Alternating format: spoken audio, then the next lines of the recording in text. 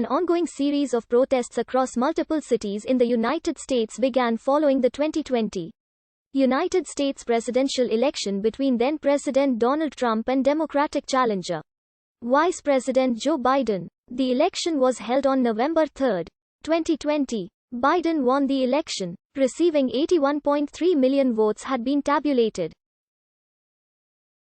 The Electoral College voted on December 14, in accordance with the law, formalizing Biden's victory. Before and after the election, Trump, his presidential campaign, and his allies challenged the legitimacy of the election and baselessly claimed widespread electoral fraud. Trump and his allies filed dozens of legal challenges to the results, which were rejected by at least 86 judges from across the political spectrum, in both the state and federal courts, including by federal judges appointed by Trump himself. The courts found that his claims had no factual or legal basis. His unsubstantiated allegations of widespread voting fraud were also refuted by state election officials. Pro-Trump protesters, including groups such as the Proud Boys, engaged in multiple demonstrations in Washington, D.C., state capitals, and other locations nationwide decrying the election results and echoing Trump's claims of election fraud.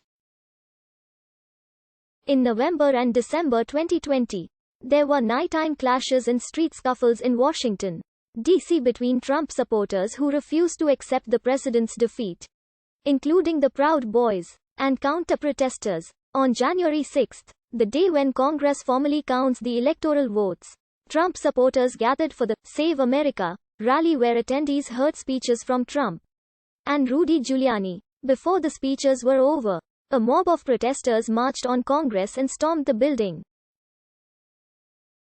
Congress was in session at the time, certifying the Electoral College vote count.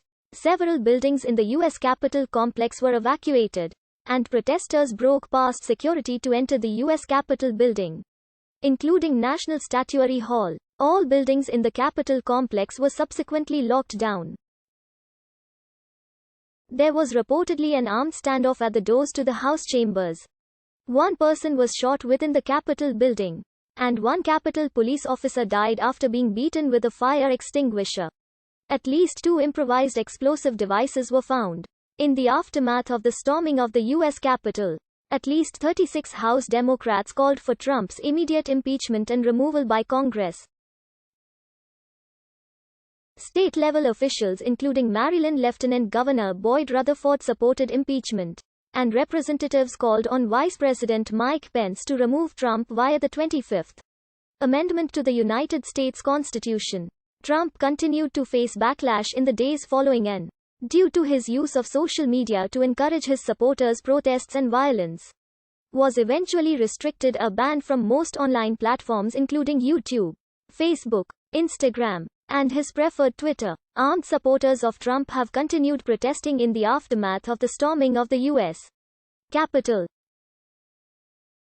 As of January 10, armed protests were being planned at the state capitals of most states. Thousands of troops poured into the Capitol, and by the inauguration ceremony for Biden, up to 25,000 troops were deployed to guard against further threats to security.